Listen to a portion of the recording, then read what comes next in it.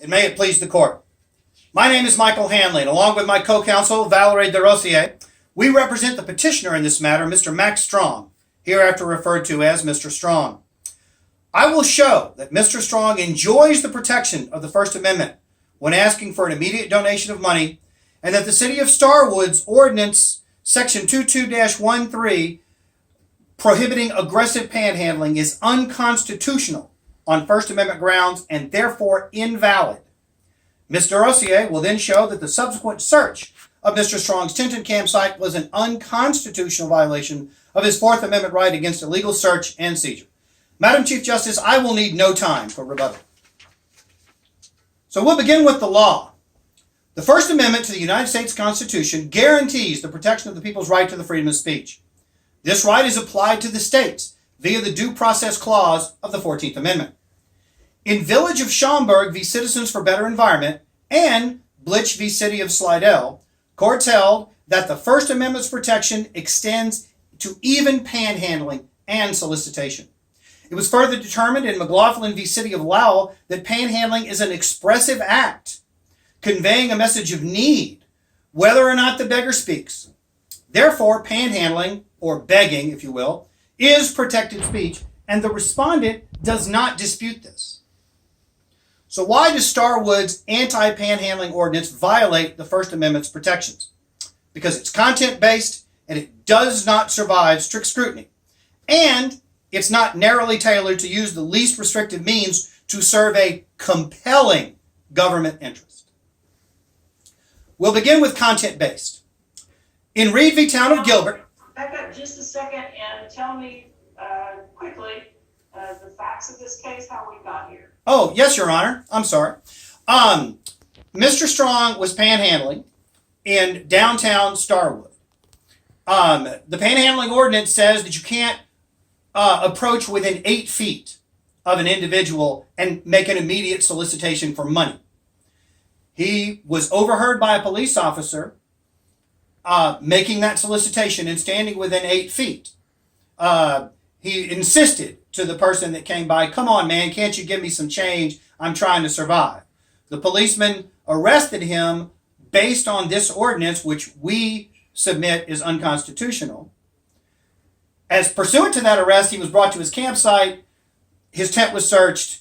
Illegal material was found in the tent, and Ms. DeRosier will handle that part of our argument. But that's how we got here. Okay, thank you. Thank you, Your Honor. So, back to content-based. In Reed v. Town of Gilbert, the court held that the government may not restrict speech based on the subject matter, the function or purpose of its message, and that such laws are presumed to be unconstitutional. Court also held that court should look for the plain language of the law to figure this out. Here, the Starwood's ordinance says, very plainly, that asking for an immediate donation is against the law. This means that the mere words someone uses could label them a criminal. This goes against the very foundation of the First Amendment and the concept of free speech, and it proves that the ordinance is content-based. So we know it's content-based. Using the Reed case again, this court held that a city or government attempting to rebut a challenge to a content-based law, which this one is, bears the burden of proving the law is 2 things: narrowly tailored and using the least restrictive means to serve a compelling government interest. So let's look at narrowly tailored. First of all, the ordinance is not... Let's look at something else. Yes, Your Honor. The ordinance itself, is it any solicitation of money that violates the ordinance? Yes, Your Honor, it is. If you make a solicitation of money... Does it not have to be coupled with an act? Well, it does. The ordinance does say that you have to go within... Yes, the ordinance... Yes, Your Honor, sorry. The ordinance says you have to go within 8 feet of somebody without their consent in order to solicit the money. So it's not any solicitation of money. It's a solicitation of money coupled with that particular approaching behavior. Is that correct? Yes, Your Honor, it is, but in effect, it ends up being any solicitation of money, which we'll show as we continue with the argument. Okay. All right. Okay. Thank you, Your Honor. So, we talked about narrowly tailored and how this ordinance is not. The Seventh Circuit in Gresham v. Peterson defined narrowly tailored as meaning the regulations are fine-tuned to target only those actions commonly associated with that type of speech that the government is trying to inhibit.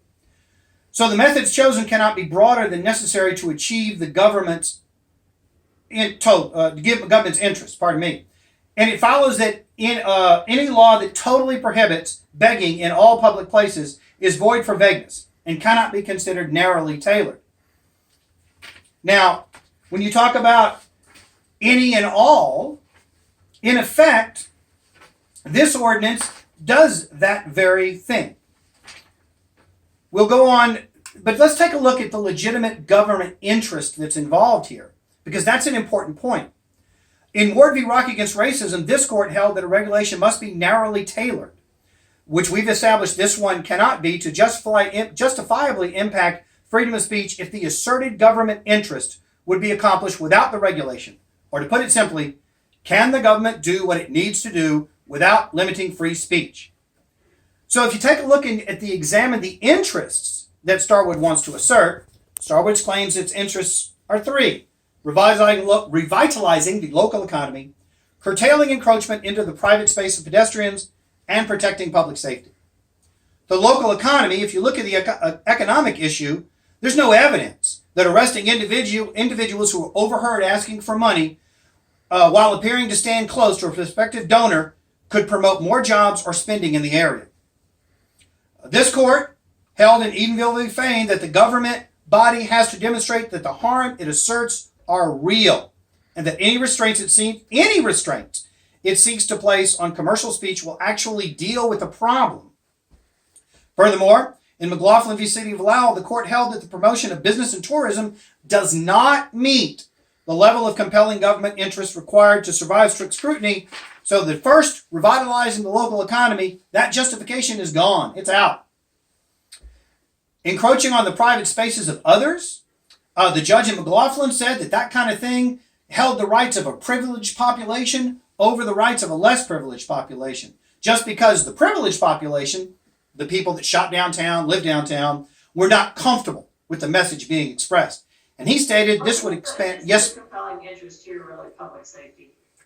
Yes, Your Honor. Well, that is. Yes, Your Honor. That is one of them. But there is, in the public safety argument, McLaughlin gives us guidance again. The courts, they're really, really sensitive, and they really look with a lot of scrutiny about constitutional restrictions based on public safety. And they require more than shoddy data or conjecture to validate the regulations.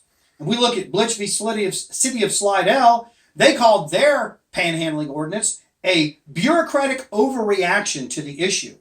Here, the city of Starwood relies just on speculation and feelings of some citizens. There's no evidence that the homeless are directly responsible for any rise in criminal activity. Going to the public safety issue as well, Your Honor, when you talk about alternative channels, one of the alternative channels that the city of Starwood brings up in their defense is you can hold a sign or you can shout to people or call loudly from 8 feet away. Well, how is the sign going to work? But if you yell at somebody from 8 feet away that you want some money, you might actually provoke a defensive response from that person, which would affect the public safety the city says they're trying to prevent. So it's counterproductive. Your Honor, I'd like to finish with the more targeted means the city could use. If we look back at the Reed case, that's a case about bandit signs and not panhandling, but the ruling is on point here. In a unanimous decision, this court said the town of Gilbert had failed to prove that limiting some signs was necessary while limiting other types is not. Signs, speech. So, 3 concurring justices came up with a string of content-neutral distinctions. The town of Gilbert handled that. If the town of Gilbert can do it, the city of Starwood can certainly do it. For these reasons, Your Honor, we pray that you find for the petitioner in this matter, Mr. Max Strong. Thank you. Okay.